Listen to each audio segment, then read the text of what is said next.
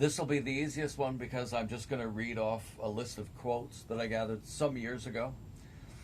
Um, I apologize about looking up every time I'm trying to think of something, and I apologize because I do this. I do that because my back hurts.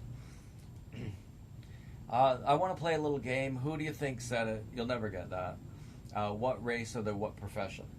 You'll see that some of that's really easy. Okay, so who do you think said this? And the wave still continues. It's not going to stop, nor should we want it to stop. As a matter of fact, it's one of the things I think we can be most proud of. Sorry about that. An unrelenting stream of immigration, non-stop, non-stop. Folks like me, who are Caucasian of European descent, for the first time in 2017 will be an absolute minority in the United States. Absolute minority. Fewer than 50% of the people in America from then on will be white European stock. That's not a good thing. That's not a good thing. That's not a bad thing. That's a source of our strength. Who said that? I only asked to get you thinking about it. Of course, that's impossible. That's Joe Biden. Joe Biden said that. Okay. What profession does this come from? Racist white woman, I could kick your face, puncture both eyes. You deserve this kind of violence. Professor of Hawaiian Studies, Haunani K. Trask. Haunani. K is pronounced the way it's spelled, and Trask is spelled the way it's pronounced. Here's another good one. You can maybe guess from this one what profession this comes from. The goal is to meet the challenge of racial inbreeding. The challenge of racial interbreeding that faces us in the 21st century. It's not a choice. It's an important thing. These kind of people, they want to limit your choices. It's not a choice, it's an obligation. It's imperative. We cannot do otherwise. We risk finding ourselves confronted with major problems. Boy, that's for sure. We must change, therefore we will change. We're going to change all at the same time in business and administration and education and political parties, and we'll obligate ourselves as to the results. This makes it easier to speak. If this volunteerism does not work for the Republic, then the state will move to still more coercive measures. That means if you won't mate with someone who's not your race, I guess this applies to all races, then they're going to be more coercive about it. The government's going to have some sort of plan to make you interbreed.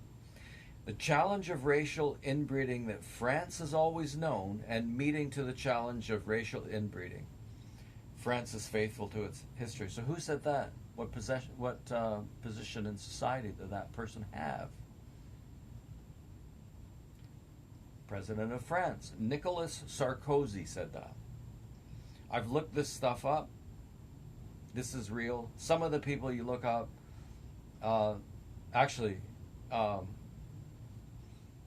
most of them are worse than they appear from these quotes.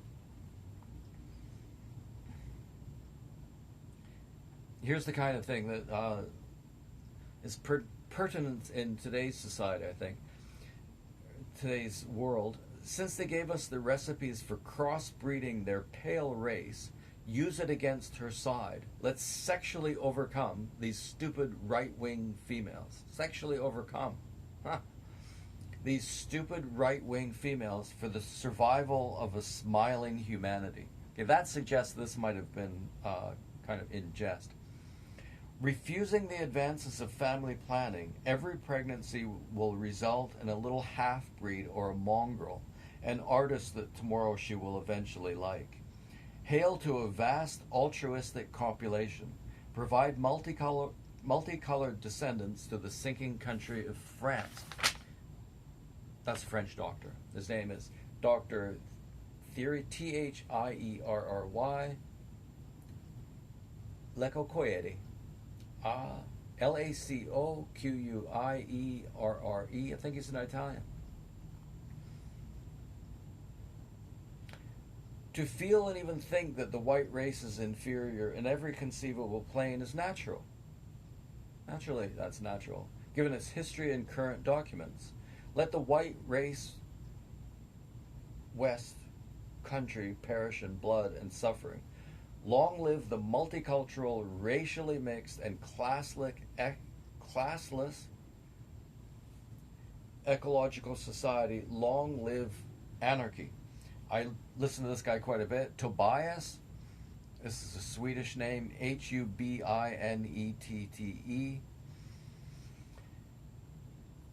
Tobias Hübinette, maybe?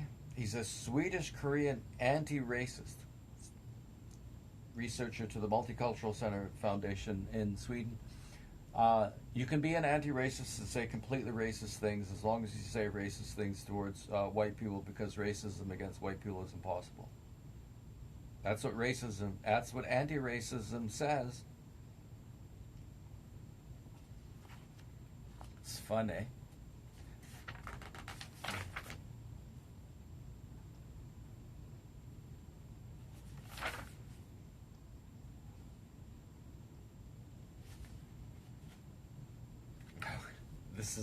This is wild.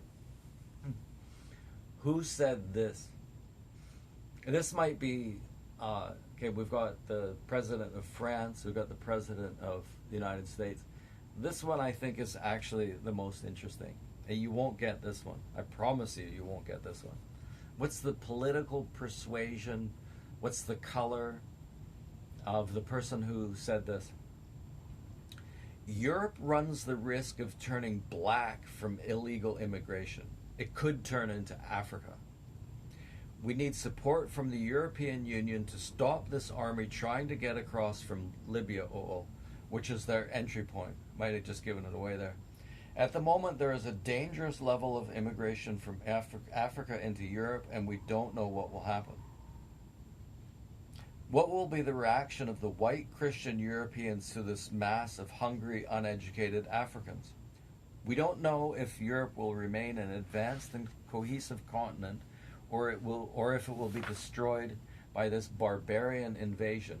We have to imagine that this could happen, but before it does, we need to work together to stop it. I find this one the most fascinating.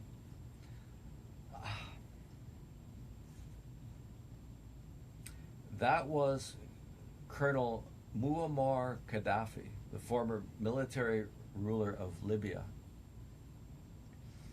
I think it's safe to say that Obama murdered him.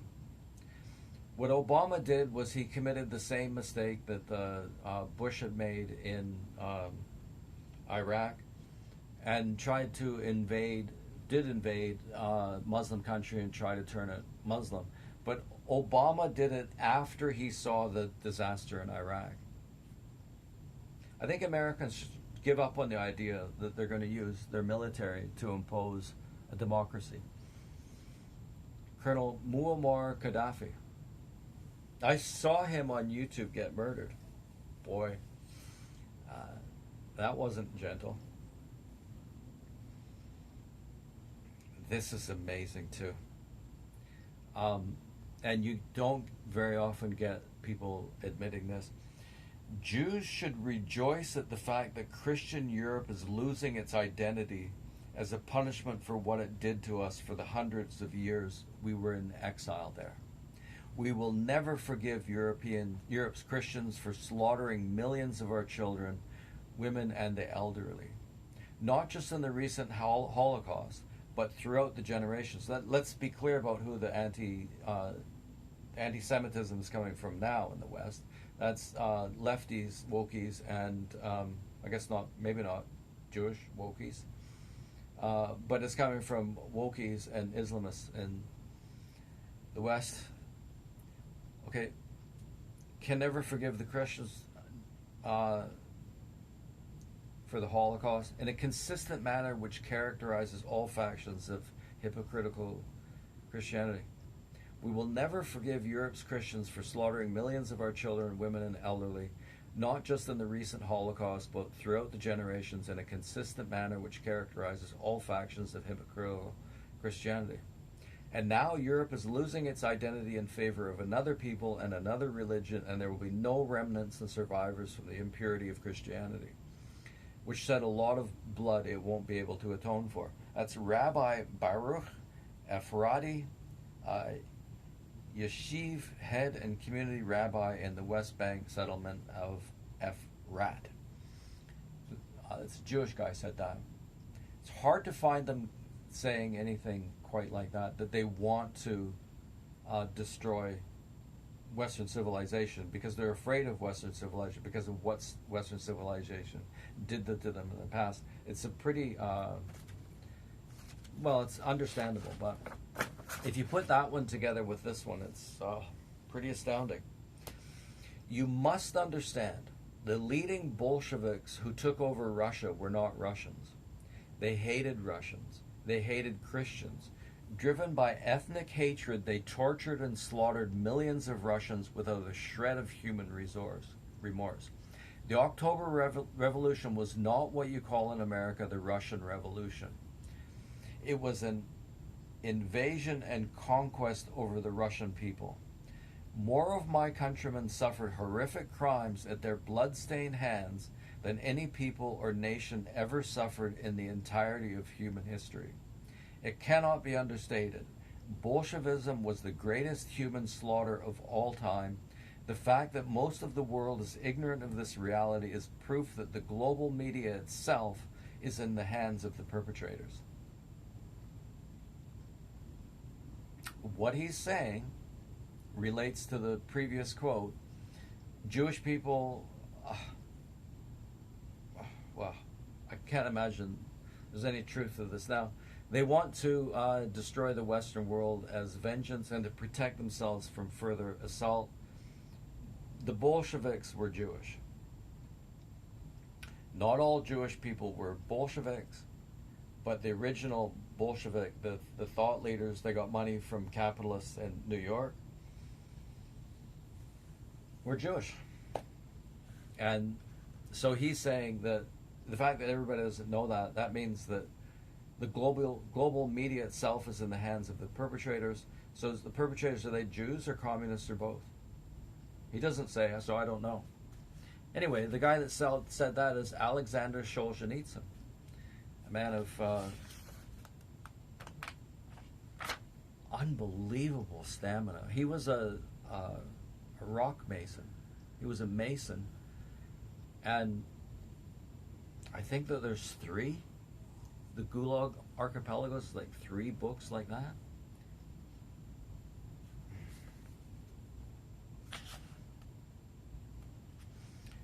Ladies and gentlemen, I hereby prompt you to participate at the protest Life Better Without Nazis, Diversity is Our Future. We have to take a stand against the Nazis. Because of our history between 1933 and 1945, we're obliged to treat refugees properly. This shame at what the Nazis did kind of just pours out over to the white world generally. Oh, and by the way, every year more native Germans die than are born. It's so funny. That is very fortunate because the Nazis are not very good at having offspring. That's Dr. Gregor Gyse, Gyse, a German politician for the left.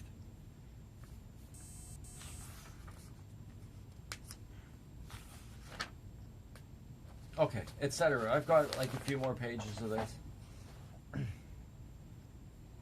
Today on the CBC, they spent more time talking about the challenges that diverse political candidates face in Canada than they did about Canadians in Afghanistan.